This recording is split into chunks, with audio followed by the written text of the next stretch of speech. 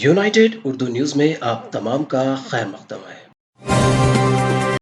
पैगम्बर इस्लाम की शान में गुस्ताखी के खिलाफ जमा को रांची में एहतजाज के दौरान 2 अफराद की मौत हो गई। इनमें से एक लड़का था जिसका नाम मुदस्सिर था। मुदस्सिर उर्फ कैफी जो रांची में गोली लगने से जख्मी हो गया था, इलाज के दौरान हफ्ते को जख्मों से जाबर न हो सका। मुदस्सिर का एक वीडियो मंजर आम पर आया जिसमें वो इस्लाम जिंदाबाद के नारे लगाते हुए नजर आ रहा था। इस्लाम जिंदाबाद का नारा लगाने के बाद मुदस्सिर को गोली मार दी गई और एक दिन बाद उसकी मौत हो गई। मुदस्सिर की मौत के बाद उसके खानदान का बुरा हाल है। खानदान में सफ़े मातम बिछ गई है। बेटे को खोने के गम में माँ के रोने की आवाज़ों से लोगों के दिल कांप उठे। मुदस्सिर अपने वालिदैन का एक लौता बेटा था जिसकी उम्र 16 साल थी। अपने इकलौते बेटे को खोने वाली माँ ने हुकूमत, पुलिस, इंतजामिया से कई सवालात किए हैं। उन्होंने कहा कि मुझे मेरे बेटे की मौत का गम नहीं, वो शहीद हुआ है। इस्लाम के लिए मेरा बेटा शहीद हुआ।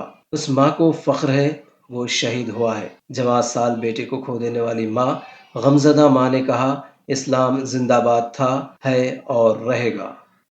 मेरा छोटा सच्चा अपने इस्लाम के लिए शहीद हुआ है। इस माँ को फक्र है, इस माँ को फक्र है। हुजूर सल्लल्लाहु अलैहि वसल्लम के लिए वो अपनी जान को दिया है। उसने शहीदी उस जगह को पाया है। मुझे कोई गम नहीं।